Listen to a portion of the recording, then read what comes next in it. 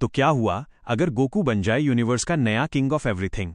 तो चलो फिर पार्ट 2 को शुरू करते हैं, जिसका टाइटल है द ट्रायल ऑफ फियर। हम लोग बैटलफील्ड को देखते हैं जहां पर सब कुछ फ्रीज हो गया था। प्रिमिटल्स ने मूव करना बंद कर दिया था और ऐसा लग रहा था कि मानो समय रुक सा गया है। फिर हम देखते हैं कि एनोस आगे आता है। एनोस बोलता है, तुम क्या समझ रहे हो कि फियर का मतलब डर होता है? गलत। ये बोलते ही पूरा स्पेस छिलने लगता है। ऐसा लग रहा था कि कोई स्पेस की लेयर को छिल रहा हो। एनोस फिर कहता है, फियर का मतलब होता है जिम्मेदारी का बोझ। इसके बाद सीन कट होता है एक नए रियल्म में, जहां पर हम गोकू और सभी गॉड्स को देखते हैं। उस रियल्म का नाम था अचीवमेंट ऑफ क्रिएशन। इस रियल्म में मल्टीवर्स के पहले पल से लेकर आज तक जो कुछ भी हुआ है, सब कुछ रिकॉर्ड था। फिर राइमस बोलता है, जैनो को हमने नहीं मारा, उसने अपना अंत खुद ही चुना था। ये सुनकर सब शॉक में थे। तभी उस रियल्म में एक विजन दृश्य चलता है। सभी को जैनो दिखाई दे रहा था और वे जैनो के विचार सुन पा रहे थे। जैनो सोच रहा था कि न जाने उसने आज तक कितने लोगों की जान ली है मल्टीवर्स को स्टेबल करने के लिए। ना वो कभी अपनी फैमिली से मिल पाता था, ना ही कुछ और। ये बात गोकू के दिल पर भी लगती है। अंत में वे देखते हैं कि जैनो प्रिमिटल क्रिस्टेला से एक रिक्वेस्ट करता है, अगला किंग जो भी बने वो कोई गॉड ना हो, कोई ऐसा होना चाहिए जिसे लॉस खोने का मतलब पता हो। क्रिस्टेला जैनो की बात मान लेती है। तभी एनोस कहता है, तुम एक मॉर्टल पर भरोसा कर रहे हो? जैनो उस मॉर्टल का नाम लेता है सन गोकू। वो कहता है कि मेरे जाने के बाद अगला किंग उसे ही बनना होगा। इसी पल से जैनो अपने अस्तित्व को सील करने लगता है। जैनो इरेस नहीं हुआ था, उसने बस अपनी असलियत को सील कर लिया था। इसके बाद सीन कट होता है और ट्रायल की अनाउंसमेंट हो जाती है।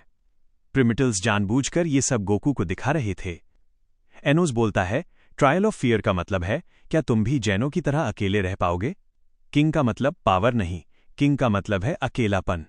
ये सुनकर गोकू के चेहरे के हाव भाव बदल जाते हैं। तभी एनोस सबको एक लाइव फ्यूचर दिखाता है। इस बार वो भ्रम, इल्यूजन नहीं, बल्कि असली पॉसिबिलिटी थी जो आगे टाइमलाइन में होने वाली थी। गोकू सिंहासन पर बैठा है, लेकिन वो कभी अर्थ पृथ्वी पर नहीं गया। इस कारण उसके परिवार और दोस्त उससे नफरत करने लगे हैं। गोहान बहुत ताकतवर तो हो गया है, पर नफरत के साथ। वेजिटा गॉड ऑफ डिस्ट्रक्शन बन चुका है, लेकिन इसकी कीमत यह है कि गोकू कभी अपनी फैमिली से मिल ही नहीं पाता और धीरे धीरे उसके सभी दोस्त खत्म हो जाते हैं। पर गोकू कभी वापस धरती पर नहीं जा पाता। और फिर हम लोग वेजिटा को देखते हैं, जो कि गोकू से काफी ज्यादा नफरत करता था। अब गोकू ने किंग बनने के लिए अपनी फैमिली और फ्रेंड्स दोनों को छोड़ दिया था, और यही बात गोकू को अंदर से तोड़ रही थी। फिर सीन शिफ्ट होता है राइमस पर। राइमस सीधा सवाल गोकू से पूछता है, तुम किसके लिए जीते हो गोकू? यूनिवर्स के लिए या अपनी फैमिली की खुशी के लिए? ये सुनने के बाद गोकू चुप था। तभी हम देखते हैं कि गोकू की अल्ट्रा इंस्टिंक्ट यूआई फ्लिकर करने लगती है, जिसके कारण हार्ट ऑफ क्रिएशन का मार्क जो गोकू के हाथों में था वो एकदम से डार्क पड़ने लगता है। ये देखकर ग्रैंड प्रीस्ट चिल्लाते हैं, गोकू, ये ट्रायल पावर से क्लियर नहीं होता। गोकू की पावर इतनी ज्यादा अस्थिर हो जाती है कि वो घुटनों पर आ जाता है। गोकू हल्के से बोलता है, मैं लड़ सकता हूं, बट इन सब के बावजूद फिर भी मुझे क्या मिलेगा? फिर सीन शिफ्ट होता है अकुमो पर। वो बोलता है, जैसा एक्सपेक्टेड था, मॉर्टल फेल हो रहा है। पर तभी गोकू खड़ा होता है और कहता है, मैंने कभी किंग बनना चूज नहीं किया, बट मैं अपनी जिम्मेदारी से भी नहीं भागूंगा। गोकू सिंहासन थ्रोन को रिजेक्ट कर देता है, जिससे वो टूट जाता है और पूरा मल्टीवर्स रिएक्ट करने लगता है। ये देखकर एनोस फ्रीज हो जाता है। वो बोलता है, तुमने पावर छोड़ दी? ये आज तक किसी ने नहीं किया। तभी वहां जैनो की एनर्जी गूंजती है और वो बोलती है, इसीलिए मैंने तुम्हें चुना गोकू। इसी के साथ वो ट्रायल खत्म हो जाता है और गोकू पास हो जाता है। दरअसल इस ट्रायल में वे जानबूझकर गोकू को ऐसा फ्यूचर दिखा रहे थे जिससे वो टूट जाए और प्रिमिटल्स पर हमला कर दे, ताकि वे बिना नियम तोड़े गोकू को मार सकें। पर गोकू ने पावर के बजाय अपनी सच्चाई को चुना और उनका प्लान फेल हो गया। वापिस कहानी पर आते हैं। राइमस बोलता है, तुम किंग बनोगे, पर तुम्हारा हर एक डिसीजन किसी अपने को तुमसे छीन लेगा। गोकू का हार्ट ऑफ क्रिएशन मार्क अब स्टेबल हो जाता है, जिससे तीनों प्रिमिटल्स के बीच दरार आ जाती है। एनोस शांत था, राइमस गोकू के फैसले के खिलाफ था और अकुमो तो पूरी तरह से लड़ने के मूड में था। अकुमो जोर से दहाड़ते हुए बोलता है, अगला ट्रायल कोई साधारण नहीं होगा, वो बलिदान सैक्रिफाइस होगा, और वो सीधा अर्थ की तरफ निकल जाता है। वो कहता है, किंग बनने का पहला नुकसान गोकू को यही मिलेगा। गोकू ये देखकर बस एक ही लाइन बोलता है, इस बार मैं लेट नहीं हो सकता। हम अर्थ का सीन देखते हैं जहां सब कुछ नॉर्मल था, लेकिन अचानक आसमान में एक अदृश्य दबाव महसूस होता है जिससे हवा भारी हो जाती है। कामी लुकआउट पर डंडे घबराकर कहता है, ये एनर्जी तबाही की नहीं, ये जजमेंट न्याय की है। दूर स्पेस में खड़ा अकुमो अर्थ को देख रहा था। वो कहता है, किंग बनना महंगा होता है गोकू। अकुमो का प्लान अर्थ को मिटाना नहीं, बल्कि गोकू से उसकी कोई कीमती चीज छीनना था। गोकू अपनी टेलीपोर्टेशन तकनीक से तुरंत अर्थ पर पहुंचता है और गुस्से में कहता है, यहां से दूर हट जाओ अकुमो। अकुमो हंसकर बोलता है, मैं यहां प्लैनेट डिस्ट्रॉय करने नहीं आया, तुम्हारी कोई स्पेशल चीज लेने आया हूं। वो चुटकी बजाता है और अर्थ के ऊपर एक कंडोन का सिंबल बनने लगता है। अकुमो समझाता है कि जब भी कोई नया किंग चुना जाता है तो उसे एक ऐसा बलिदान देना होता है जो उसे इमोशनली तोड़ दे। तभी गोकू के सामने उसके सबसे खास दोस्त आते हैं, वेजिटा, क्रिलिन, पिकोलो, विस और आखिर में उसका बेटा गोहान। गोकू की सांसें रुक जाती हैं। वो कहता है, ये गलत है। इस पर अकुमो हंसते हुए कहता है, कुछ गलत नहीं है, ये नियम सदियों से चले आ रहे हैं। गुस्से में गोकू की डिवाइन इंस्टिंक्ट रिएक्ट करती है और वो अकुमो पर हमला कर देता है। गोकू एक जोरदार पंच मारता है, पर अकुमो टस से मस नहीं होता। उल्टा, उस पंच के दबाव से अर्थ पर सुनामी आने लगती है। अकुमो कहता है, तुम्हारा हर एक मूव अर्थ पर भारी पड़ेगा। सोच समझकर चुनो गोकू, तुम्हें क्या करना है। गोकू मन में सोचता है कि ये लड़ाई नहीं, ब्लैकमेलिंग है। तभी वेजिटा और बाकी सब भी वहां पहुंच जाते हैं। वेजिटा, जो कि एक प्रिंस है, अकुमो को देखते ही पहचान जाता है कि वो कौन है। वेजिटा गोकू से कहता है, इस बार तुम अकेले नहीं लड़ सकते कैकरॉट।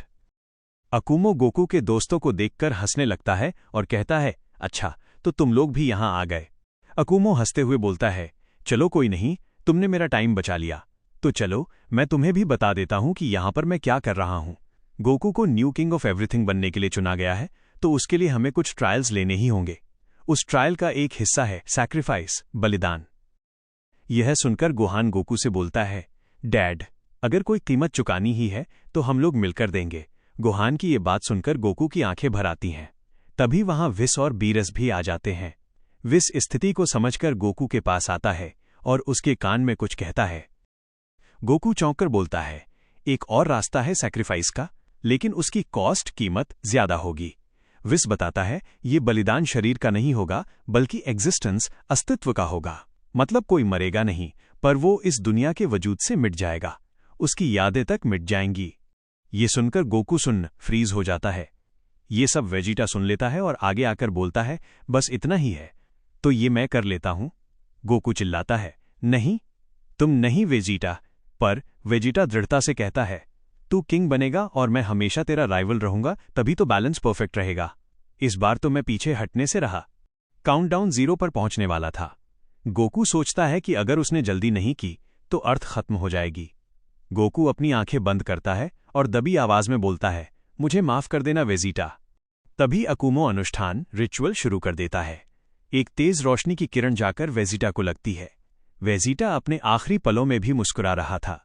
देखते ही देखते वेजिटा गायब, वानिश हो जाता है।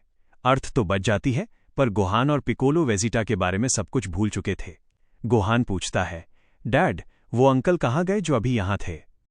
सिर्फ गोकू और गॉड्स को ही वेजिटा याद था, बाकी दुनिया के लिए उसका कोई अस्तित्व नहीं था। गोकू अंदर से टूट जाता है। तभी आसमान में एक विशाल प्रतीक, सिंबल दिखाई देता है। हार्ट ऑफ क्रिएशन पूरी तरह जाग चुका था। गोकू के चारों ओर एक क्राउन ऑरा बन जाता है।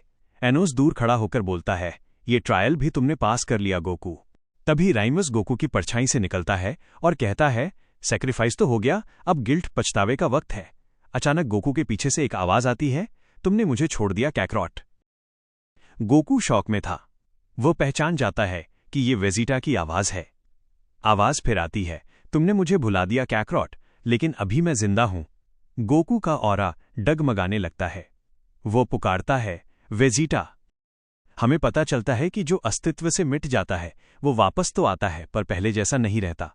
विस गोकू को एक निषिद्ध क्षेत्र, फॉरबिडन रेल्म में ले जाता है, जिसका नाम था नल एक्सपेंशन।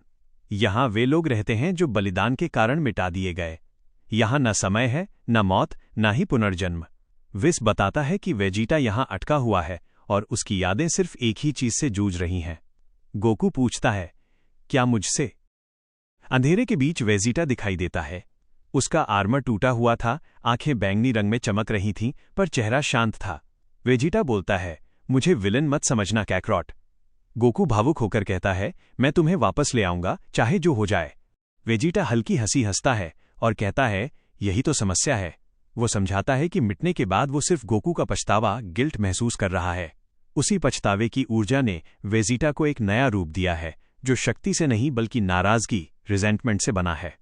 वेजिटा कहता है, मैं जिंदा इसलिए हूं क्योंकि तुम खुद को माफ नहीं कर पा रहे हो।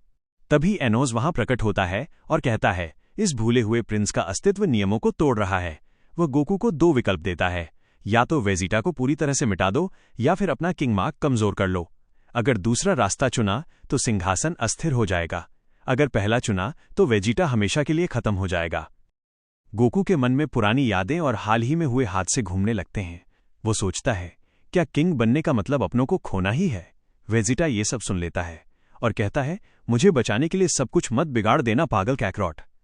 गोकू बस वेजिटा की ओर देखता है और कहता है, तुम मेरी वजह से यहां हो वेजिटा, और मैं तुम्हें फिर से नहीं खो सकता। लेकिन एनोस की शर्त और किंग बनने की जिम्मेदारी गोकू के सामने एक ऐसी दीवार बन गई थी जिसे पार करना नामुमकिन लग रहा था।